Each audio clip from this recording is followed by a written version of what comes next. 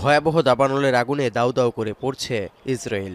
আগুনের লেলিহান শিখার কাছে অসহায় হয়ে দিক বেদিক ছুটছে মানুষ। রাস্তায় গাড়ি রেখে দৌড়ে পালাতে বাধ্য হচ্ছেন অনেক ইসরায়েলি। পুড়ে গেছে বেশ কয়েকটি গাড়িও। ধোঁয়ায় কালো হয়ে গেছে চারপাশ। দাবানলের এই তাণ্ডব ইসরায়েলের বাণিজ্যিক রাজধানী তেল আবিব থেকে জেরুজালেমে যাওয়ার প্রধান সড়কেও ছড়িয়ে পড়েছে। এক সপ্তাহের মধ্যে দ্বিতীয়বারের দাবানলের হানায় টালমাটাল নেতানিয়াহু প্রশাসন। জেরুজালেম ও তেল আবিবের বিভিন্ন সড়ক ও বাড়িঘর থেকে বিপদগ্রস্তদের উদ্ধারে চলছে তৎপরতা। ধোঁয়ার কুণ্ডুলিতে শ্বাসকষ্টের কারণে অসুস্থ হয়ে পড়ছেন অনেকে। প্রচণ্ড তাপ এবং বাতাসের কারণে জেরুজালেম থেকে ছড়িয়ে পড়ে দাবানল।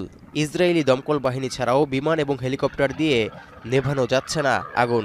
এই অবস্থায় বিমান বাহিনী এবং আইডিএফ ইউনিট সহ ইসরায়েলি পুলিশদের দমকল বাহিনীকে সব দিক দিয়ে সহায়তার নির্দেশ দেওয়া হয়েছে।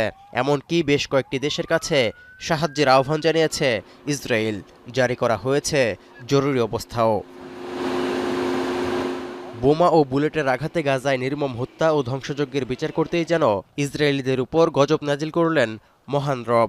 দাবানলের তাণ্ডব দিয়ে বুঝিয়ে দিচ্ছেন বিধাতার কাছে কতটা ভয়াবহ হতে পারে বর্বরতার বিচার। জ্বলন্ত দাবানলের কাছে ইসরায়েলিদের অসহায়ত্বের দৃশ্য দেখার পর এমনটাই মনে করছেন অনেক নেটিজেন। ইসরায়েলের ইতিহাসে সবচেয়ে বড় এই দাবানলের থাবা এমন একটা সময় বসল যখন কথিত স্বাধীনতা দিবস পালনে বুধবার থেকে প্রস্তুত হচ্ছিল ইসরায়েলিরা।